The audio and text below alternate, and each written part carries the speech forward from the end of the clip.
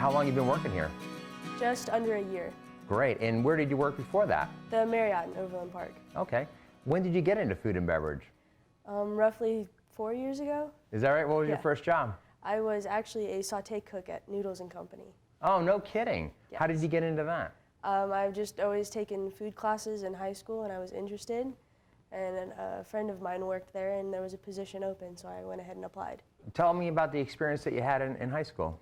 Tons of education, tons of learning. I went to a vo-tech school actually, and my professor there, she taught me so much and she was really encouraging and supportive for me to learn more.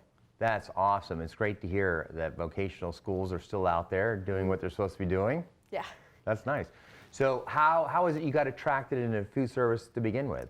I've always just been interested in the hospitality side, how food brings people together. Yes. And I wanted to be the one that makes the food that brings people together. So it just sparked my interest, you know, see everybody happy. That's awesome. Well, your friends and family must adore you. Oh, absolutely. That's awesome. So, so when you got out of high school, what did you do? What was your... My immediate thought was to go directly into culinary school and, you know, continue my education in it. And I did, but I didn't realize how long it was going to be. Right. I had to work 6,000 hours, a 3-year program, and I was just like, okay, I'm ready for it. I want to get it over with. So I was just like, let's just do it. So what kind of a degree do you have? I have an associate's in applied science. Very nice. And so there was an apprentice program at the school? Yes. Great. And which school was this? Johnson County Community College. I've actually been there. It's a beautiful facility. Yes. Very nice. And then you came, okay, when you graduated from culinary school, what was your first job? Actually, during my culinary school, I had to hold a job throughout, so I had to work 40 hours a week during my 3-year program. So No kidding. So I worked the whole time.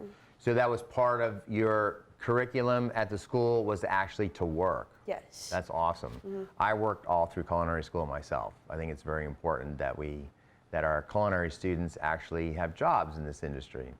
You'd be amazed how many culinary graduates I have interviewed who have actually never worked Oh, really? in a restaurant. Oh, wow. Yeah. It's very different out in the real world versus in school, so it's good to have that balance. Great. And so then, tell me about the job that you were doing like immediately after you graduated and what that entailed. After I graduated, I stayed doing what I'm doing, like what I was doing, but just a little bit more leadership. I'm able to look more on the management side of things and how my team works and how I can help better them. So it's just like a little bit more responsibility on top of what I was already doing. Right. How did you feel about transitioning from, basically being an associate or a team member to more of a supervisory leadership role? It was a change. Towards the end of my program, I got to be in an internship that allowed me to think more as a manager. Right. So now that I'm actually being able to like do instead of just like think like that, it's changed my perspective on how my team works. How were the people that you were working with when you are an associate, then when you moved into a supervisory role, how did you handle that transition with your relationship with the people that you know? I wouldn't say a whole lot actually changed. They've always thought of me as someone they respect and they look up to. They always come to me with questions. I have the knowledge to answer them, so that nothing really changed as far as their perception of me. Right. They just thought of me, oh, hey, she's still here, she's just in a different spot. Well, that's actually really nice. Some people who work in an organization become very self-conscious of moving from, say, an hourly position to a salary manager type position, and sometimes people feel that's a little bit awkward. But if you stay genuine, like it sounds like you did, then you obviously have done that successfully. So tell me about how you came into John Knox Village. My good friend from a long time ago, she actually works here before me, and she told me about the position that was open, and I was interested. And now that I'm here, I'm just ready to learn so much more. So what did you hear about or think about healthcare? Because you were in hospitality, and then you're coming into senior living and healthcare, type environment.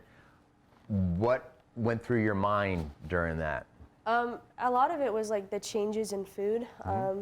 If people would be closed-minded or more open-minded. I've definitely realized that people are open-minded to like trying new things in senior living. They love just like the experience of upscale food, but it still tastes great. sometimes there's a perception out there, I think, with younger folks that, once you get into a community where you're serving older people, that it's just all mashed potatoes and meatloaf and lots of gravy, Yeah. It definitely changed my mind coming into this restaurant specifically, and how like innovative everyone is and outside the box thinking. It's been awesome. So I heard that you have just recently finished a program through the American Culinary Federation. Yes. Can you tell us about that? Yes, the Chef Apprenticeship program is a 3-year, 6,000-hour work program that requires you to master all of these tasks and log them, take photos, and just like make sure, have that evaluation to make sure you're doing everything correctly.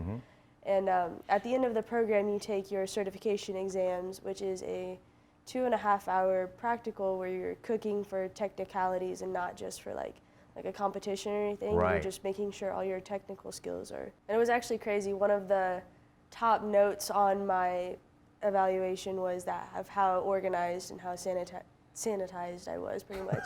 That sounds weird to say, how but clean you worked how and clean kept your my station. my station stayed, yeah. Well, it's interesting because at the end of the day, for me, having trained in this industry and continue to learn in this industry, organizational skills and cleanliness to me is the number one thing. If you can think and work organized, you can train and learn anything you want. That's awesome. So then what happened? So you did this program, and then what did you get? I am a certified sous chef. Congratulations. That was my certification. Thank you. So are you planning on continuing on with the ACF and being a member, or what's your plan? I want to stay with the ACF just because I love what they're about. I love the teaching aspect that they bring.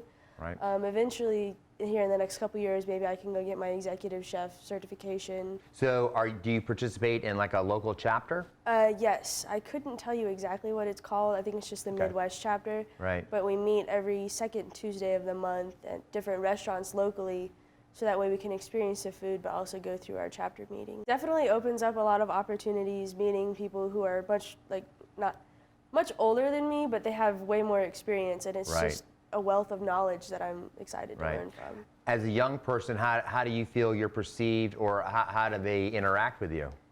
They definitely, I would never feel like they look down on me. They are always, culinarians' eyes are always open to opportunities, and they really like to see younger people stay involved. And so when they heard that you're moving into senior living community, type culinary opportunities, what was the perception then? Because I imagine some of these people are restaurant or hotel people. What do they think? They thought it was different, but they definitely see those opportunities to, it's not just one community that eats food, it's everybody. That's right. So there's just like a lot of different things to serve. That's right. So I'm ready to bounce ideas off of them of what to bring to the senior community. So do you see a future in the senior community for yourself and with your career path? I think if there's opportunities if they present, absolutely. Yeah. But I also am young, I want to travel. Sure. But definitely I see opportunities moving forward. Yeah, I think you're going to find, that as this industry, I'm talking specifically about senior living communities, in general, as it evolves, which it will be due to the baby boomers and the explosion of that demographic, there's going to be more and more communities. Some of them will be more formal than others. Some of them will just be, a 55 and older community, with golf courses and things to do. But I think you're going to find, from a career point of view, there's going to be lots and lots of opportunities in healthcare food service and senior living food service. Oh, absolutely. And as older people get, they just don't want to eat, like you said, mashed potatoes and No, they roast. don't. Like they want to experience food just like anyone else would want to. What are your plans immediately here at John Knox Village, and what you want to be doing, on the job? As far as right now, I just want to stay learning as much as I can because, I still am fairly new to the community. I still want to understand how the processes work and what foods they lean towards more, but what are they open to? So I'm just still trying to find my path, but stay where I am. Right. That's really awesome. And then I know this property has been using the Pineapple Academy for some training. Have you partaken in any of that training? Absolutely. Is that right? It's definitely intrigued by oh, I didn't think of something like that. Because they teach you a bunch in culinary school, but they don't teach, like, it's weird. Some things you learn different places. That's really an interesting point, because it is true. You can learn something from every experience in culinary and food service. You know, for every operation out there, there's a different way of looking at things and doing things, and eventually you find your own path and what it is you want to do, and suddenly, you know, you're in a good place. So what has the Pineapple Academy done for you personally with your journey with John Knox Village at this point? It's helped me like realize how, because as you said, the processes are different in completely different places. It's helped me realize and understand how to get in the groove here and what learning looks like inside John Knox Village. So do you feel that by using the Pineapple Academy that like your on-the-job training and what you've been doing has accelerated, it's given you a boost? Oh, absolutely. I really feel in sync with the rest of my team and how we all learn. As far as the virtual training and then on hands-on, Right. It really coincides together. You know, one of the goals, I'll just tell you, was to get everybody on the same page and start having the same discussions and looking at things the same way. Because and I'm sure you saw this in the hotel industry, there's a lot of people doing their own thing their own way. Oh, absolutely. And that's not always a good thing. We want to stay consistent with what our process is so that everybody, you know, is participating in the same goal. That's awesome. So in terms of advice you'd give to other, you know, young people, you know, high school and beyond, what would you say to them in terms of their viewpoints, or what would you inspire them to say, you know, to do with their careers and lives? I would say people are your best resources. If you're interested in something, just ask. Yes. You know, a lot of people out there are just there to help. They want to share their knowledge. They want to feel like they're doing something. Right. So if you're intrigued by something, absolutely just don't hesitate to ask. Right. And just go get it. You know the old saying, there's no stupid questions. Oh, absolutely. Like that's something it's been a really hard lesson, but some of the silliest questions I've asked, I've learned the most. You're right. You know, you should never feel intimidated that you can't ask a question. You should be able to know anything you want in this business, and if you're curious about it, you should be able to ask it. And the environment that you're in really like determines if you feel comfortable to ask that. And I love Right. being in such an environment that I feel comfortable to ask anything. Where would you like to see the Pineapple Academy go in with your continuing education and stuff? What else do you need from the Pineapple Academy? I've seen like a lot of sanitation, and I really appreciate that because that is my personal number one thing, you know, Right. sanitation. But I would like to see a little bit more like, I want to say meals almost, or like specific dishes rather Yep. than just like techniques. I could see like us learning more from that. Well, Thank you. listen, it's been a total pleasure talking to you, and I really thank you for being here. Thank you for being on the Pineapple Academy, and anything we can do to help you, please don't hesitate to ask, and best of luck to you. Thank you so much. I appreciate it.